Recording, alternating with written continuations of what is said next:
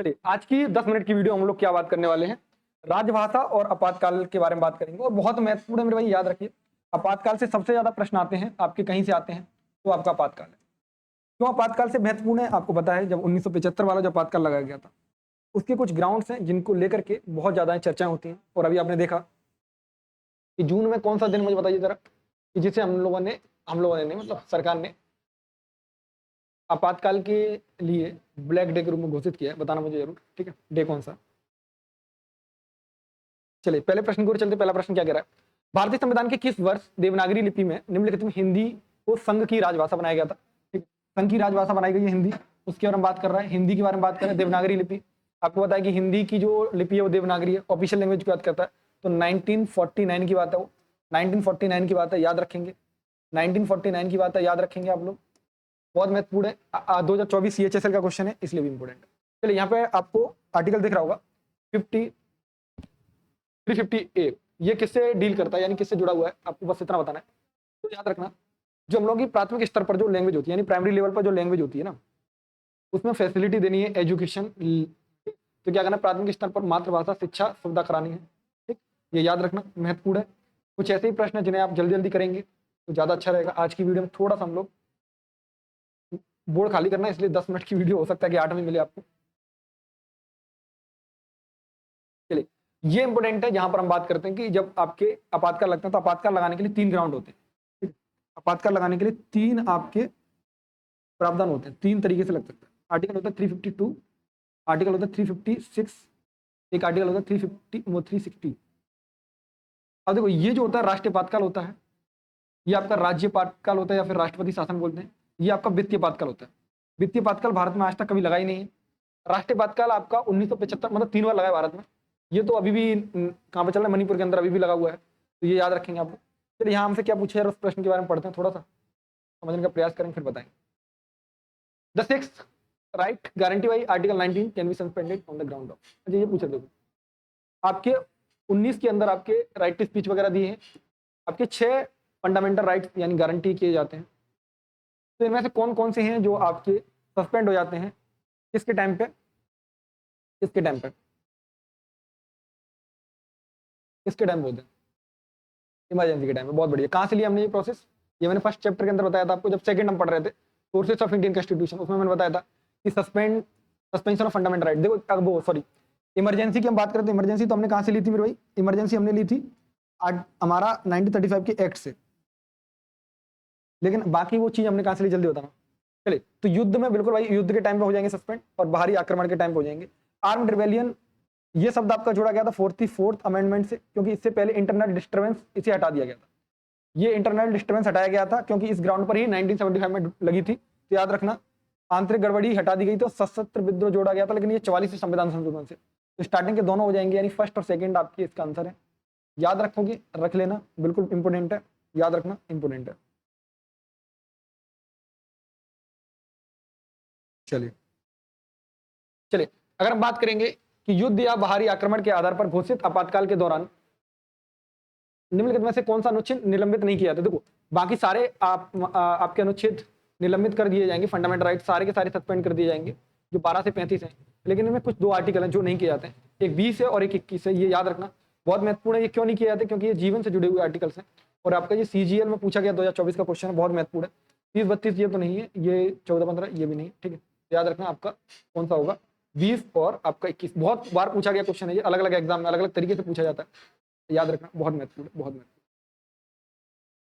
चलिए राष्ट्रीय आपातकाल के दौरान लोकसभा का कार्यकाल कितने वर्ष तक बढ़ाया जा सकता है? देखो एक बार में 1 वर्ष बढ़ता है, एक बार में 1 वर्ष बढ़ता है, याद रखना। एक बार में 1 वर्ष बढ़ता है, ठीक। कितना बढ़ता है? 1 वर्ष में 1 वर्ष।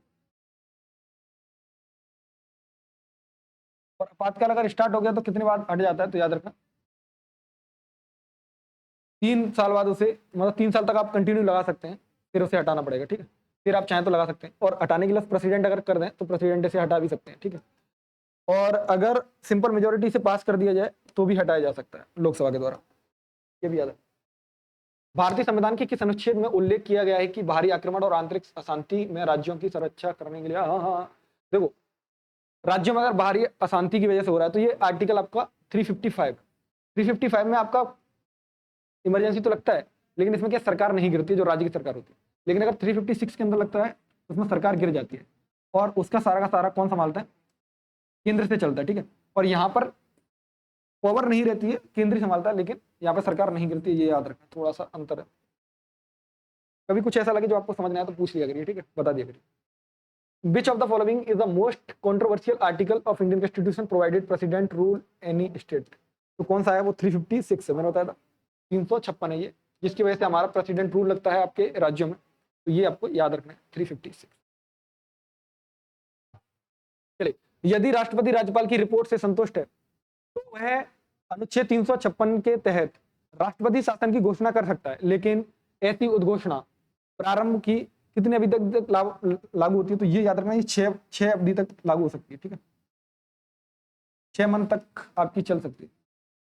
और याद रखना, अगर गवर्नर नहीं बता रहा है, अगर प्रेसिडेंट को लग रहा है कि यहाँ मशीनरी सही नहीं चल रही, कॉन्स्टिट्यूशन फॉलो नहीं किया जा रहा है, तो स्टेट में डायरेक्ट भी लगा सकता है आपातकाल। याद रखना, जरूरी नहीं है कि गवर्नर बताए, अगर गवर्नर बता रहा है तो अच्छी बात है, लेकिन अगर गवर्नर नहीं बता रहा तब भी वो आपातकाल लगा सकता है, ये भी याद रखना।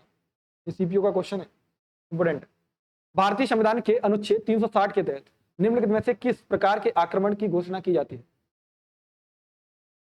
360 की बात कर रहा है, तो 360 में किस प्रकार के आपातकाल की घोषणा की जाती है?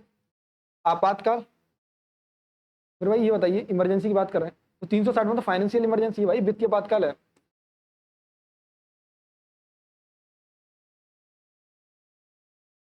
कौन सा? फाइनेंशियल इमरजेंसी है। और फाइनेंशियल इमरजेंसी अगर इसमें है, क्या भारत में आज तक लगी है? कभी नहीं लगी भारत में, नेवर, नो नेवर, ठीक, कभी नहीं लगी भारत में, याद रखोगे? रखना ही पड़ेगा। ऑप्शन क्या है? याद रखना, कौन सा? वित्तीय आपातकाल, ठीक। चलिए अगला क्वेश्चन देखते हैं। भारत की आर्थिक स्थिरता, देखो जब भी बात कर रहा है फाइनेंशियल इमरजेंसी की बात कर रहा है, अगर फाइनेंस की स्थिति सही नहीं है तो कौन सी इमरजेंसी लगती है? तो याद रखना फाइनेंशियल इमरजेंसी लगती है, 360 के अंदर है, जो भारत में आज तक कभी लगी नहीं है। 1991 में लगा था कि लग सकती है, लेकिन लगी नहीं। ये दिल्ली पुलिस का क्वेश्चन पूछा गया है एसएससी में 2023 में, इंपॉर्टेंट है, याद रखना। इस बार भी एग्जाम होने वाला है दिल्ली पुलिस का, बहुत ज्यादा महत्वपूर्ण होगा। ये सारी चीजें आपके एग्जामों में आपको दिखाई दे सकती है। तो आंतरिक आपातकाल नहीं होगा, वित्तीय आपातकाल होगा, बिल्कुल सही बात है। राष्ट्रपति शासन और राष्ट्रीय आपातकाल नहीं होगा। तो मैं आपको कुछ और बता दूं जहां से क्वेश्चन पूछे जाते हैं। देखो, जब 352 आपका लगाया गया था 1975 में इंदिरा गांधी की सरकार पर, ठीक है, उस टाइम पे क्या था कि ये लगाया गया था इंटरनल डिस्टर्बेंस की बेस पर। लेकिन जब 1978 में एक संविधान संशोधन किया गया था 44th, इसमें इंटरनल डिस्टर्बेंस नाम के शब्द को हटा दिया गया था, आंतरिक जो असंतोष था इस शब्द को हटा दिया गया था। इसके बाद एक नया शब्द जोड़ा गया जिसका नाम था आर्म्ड रिवेलियन, कि अगर आर्मी रिवेल्यूशन करती है ना तब आप लगा सकते हैं, नहीं तो लगा सकते, आर्म्ड रिवेलियन, ठीक है। क्योंकि उस टाइम पे बताते हैं इमरजेंसी का दुरुपयोग ज्यादा हुआ था, इसके चक्कर में इसे हटा दिया गया। तो ये वाला अमेंडमेंट आपको जरूर याद रखना है, इंपोर्टेंट है, ठीक। कितने प्रकार की इमरजेंसी होती है? 3 प्रकार की होती है। अब मुझे जल्दी से बताओ कि कौन से भाग के अंदर है इमरजेंसी, पार्ट कौन सा, जल्दी बताइए। संविधान का कौन सा भाग है जिसमें इमरजेंसी की बात की गई? इमरजेंसी के आर्टिकल आपको पता है 352 से स्टार्ट होते हैं और 360 तक चलते हैं, ठीक है। इसमें 355 इंपोर्टेंट है, 352 इंपोर्टेंट है, 356 इंपोर्टेंट है, और 360 तो आपको पता ही है। ये सारे के सारे इंपोर्टेंट आर्टिकल, ठीक। चलिए, तो ये आज की वीडियो थी, छोटी रही है आज की वीडियो, तो कोई दिक्कत नहीं है। अगर आपको लगता है कि आपको कुछ मिल रहा है, कुछ समझ आ रही बातें, तो आप इस वीडियो को शेयर कर सकते हैं, सब्सक्राइब कर सकते हैं। और मैं आपको वादा करता हूँ, अगर आप ये 25 वीडियोस की सीरीज होगी लगभग, अगर इसे आप कंप्लीट वॉच कर लेते हैं, अगर आप अच्छे से देख लेते हैं, तो आपके एग्जाम में कोई भी प्रश्न आएगा आप हल कर पाएंगे। हम लोग इसका एक कंपाइल करके भी डाल देंगे, जिससे कि आपको आसानी होगी। 3-4 घंटे में आप पॉलिटी कंप्लीट रिवाइज कर लेंगे, ठीक है। तो जय हिंद, बाय बाय, टेक केयर, राम राम, चलते हैं, मिलते हैं, बाय बाय।